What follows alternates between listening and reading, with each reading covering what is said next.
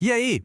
Hoje a gente vai mergulhar fundo em um tema que define o nosso tempo: a globalização. A gente vive num mundo que parece estar conectado o tempo todo, de forma instantânea, mas que, na verdade, esconde fraturas bem profundas. Vamos juntos tentar mapear esse terreno tão complexo. Para começar a entender a globalização, a gente precisa falar de uma coisa: velocidade. O que a gente vê aqui é a curva da aceleração. Pensa só, a gente saiu do papiro, que demorava meses para atravessar continentes, e chegou no smartphone, onde a informação viaja ao mundo na hora. A tecnologia basicamente comprimiu o tempo e o espaço. Ela criou o que a gente chama de simultaneidade global. Pois é, essa sensação de que o mundo está mais rápido, de que ele encolheu, é o coração da nossa análise hoje. Mas, afinal, o que é que isso significa na prática? Então, no fundo, a globalização é basicamente isso: a velocidade e a intensidade das relações entre os diferentes lugares do planeta, sabe? E não é só sobre dinheiro e economia, não. É sobre cultura, é sobre política, é sobre como a gente se conecta numa escala que nunca existiu antes na história. Ok, mas como é que a gente chegou nesse ponto?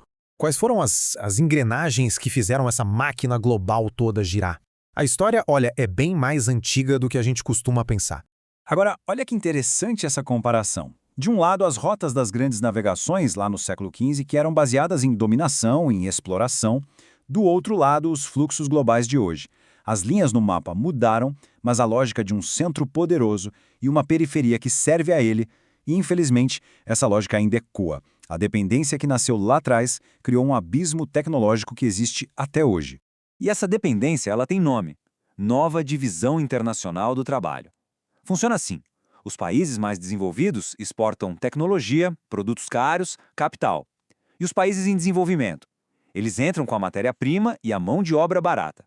É um ciclo que acaba concentrando a riqueza e reforçando a desigualdade. No fim das contas, quem cria a tecnologia é quem dita as regras do jogo. E a gente pode pensar, mas hoje tudo é digital. Só que não é bem assim, né? O mundo físico ainda depende de artérias como esta aqui. As rotas marítimas continuam sendo essenciais. O Porto de Santos, por exemplo, é a prova viva disso. De lá saem commodities, como soja e café, e chegam produtos industrializados. É a nova divisão do trabalho acontecendo bem na nossa frente. E para a gente ter uma ideia do tamanho da importância desse acesso, olha só esse número: apenas 1%. Só 1% de tudo que é exportado no mundo vem de países que não têm saída para o mar. O custo de estar isolado geograficamente é altíssimo e deixa essas nações numa desvantagem gigantesca. E as grandes empresas, claro, aprenderam a jogar esse xadrez global. Pega um carro ou um celular. O design é feito lá no Vale do Silício. As peças vêm de vários países diferentes. A montagem acontece na Ásia. E a venda é no mundo todo. Aquela pergunta, de onde vem esse produto, ficou quase impossível de responder. As fronteiras meio que sumiram. E tudo isso leva a gente para aquela ideia famosa, né? A tal da aldeia global. Aquela utopia de um mundo super conectado, com trocas culturais, igualdade. Lindo no papel. Mas será que essa aldeia existe de verdade? Ou é só um mito? A grande pergunta, a que fica no ar, é essa aqui. Essa rede toda de conexões que a gente construiu, ela beneficia todo mundo do mesmo jeito? E a resposta, como essa imagem mostra de um jeito brutal, é um sonoro não. A realidade da globalização é a criação de ilhas de muito privilégio, de muito desenvolvimento, que estão cercadas por verdadeiros oceanos de exclusão e desigualdade. E olha, isso não é só uma percepção, não. Os dados estão aqui, no mapa do índice de Gini. As áreas em vermelho e em laranja, principalmente na América Latina e na África, mostram a maior concentração de renda. E não é coincidência que sejam justamente as regiões com um longo histórico de exploração. O passado ainda define e muito o nosso presente. Agora vamos mergulhar em algumas consequências que nem sempre são tão óbvias, sabe?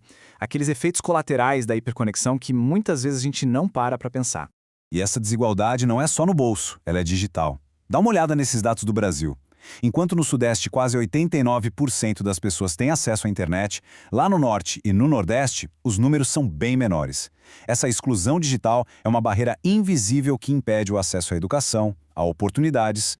E tem um ponto muito importante que o professor Ivan Siqueira, da USP, levanta. Ter um celular não quer dizer que a pessoa está incluída digitalmente. Para muita gente, é um aparelho limitado, que serve para entrar em rede social, mas que não aguenta o tranco de uma aula online ou de uma ferramenta de trabalho. O acesso é precário, não garante uma participação de verdade. A globalização também mexe com a nossa cultura, e de um jeito bem interessante. Aconteceu um fenômeno curioso em Portugal. Crianças começaram a usar gírias e até o sotaque de youtubers brasileiros. Isso mostra como a influência cultural hoje viaja por essas rotas digitais sem pedir licença, muitas vezes passando por cima da escola, da família. Agora, no mundo do trabalho, o impacto é pesado. Essa busca sem fim por mais eficiência, por cortar custos, leva à automação. Pessoas são trocadas por máquinas, de forma permanente. Não é um desemprego passageiro, é estrutural. E joga uma massa de trabalhadores na informalidade, no se vira nos 30. E claro, não dá para esquecer do custo ambiental disso tudo. O nosso modelo de consumo acelerado simplesmente não se sustenta. O Brasil, por exemplo, é o 5º país que mais produz lixo eletrônico no mundo. São 2 milhões de toneladas de celulares, computadores, TVs jogados fora, todo santo ano. Mas o dado que realmente assusta é este aqui.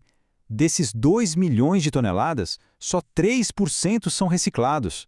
3%! O resto vai para o lixão ou fica esquecido numa gaveta. É um passivo ambiental gigantesco e silencioso. E o impacto disso, como alerta o Alex Luiz, de uma associação do setor, é direto.